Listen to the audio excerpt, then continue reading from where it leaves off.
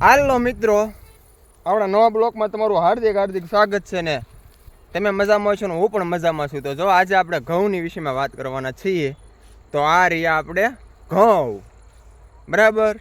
તો તમે વિડીયોમાં બનાવી રહેજો. જો મારી ચારે બાજુ એટલા ઘઉં જ છે, હું તમને બતાવું છું. જો અમારો વિડીયો ગમે તો લાઈક શેર ને સબસ્ક્રાઈબ જરૂર કરજો.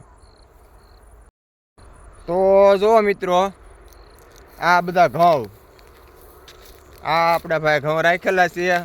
બસ 10 થી 12 દીની વાર છે. જો ઘઉં ઉગાવેલા છે. તો આ બધું જો આપણું અનાજ તૈયાર થઈ ગયેલું છે.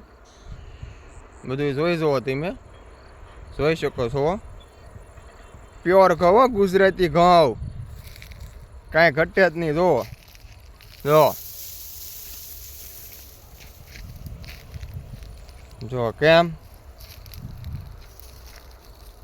જો વિડીયોમાં બન્યા રહેજો મિત્રો. અહીંયા ઘઉંમાં સાપ હોય એવું મને લાગ્યું છે, એટલે અહીંથી આગળ નથી હાલતા, આપણે પાછળ હાલવી છે. બરાબર છે, આપણી ફાટે પાછી. જો મને એવું લાગ્યું છે.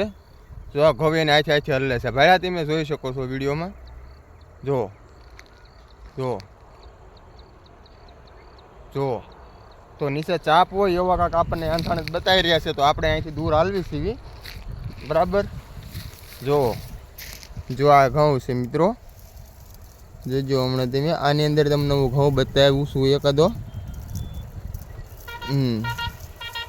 આ તો વાગે છે હું ભાઈ.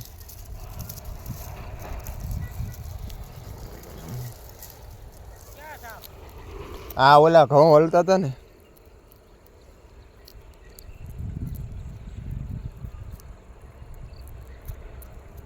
જો આનું પછી ઘઉં લેવાનું મશીન આવે ને હલરી આવે.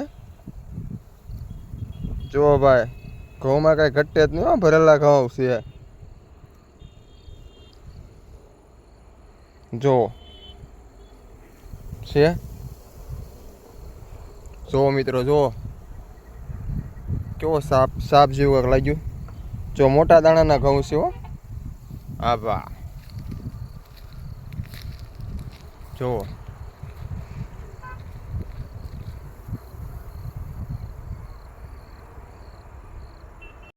તો મિત્રો, તમે ઘઉંનો વિડીયો જોયો તો કેવો લાગ્યો મિત્રો? તો લાઈક શેર ને સબસ્ક્રાઈબ જરૂર કરજો અમારી ચેનલને.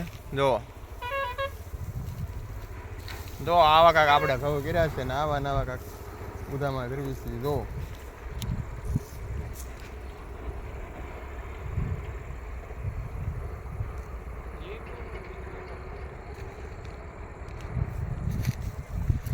તો હાલો મિત્રો, મળીએ આપણે નેક્સ્ટ બ્લોકમાં. તો અમારો વિડીયો ગમે તો લાઈક શેર અને સબસ્ક્રાઈબ જરૂર કરજો.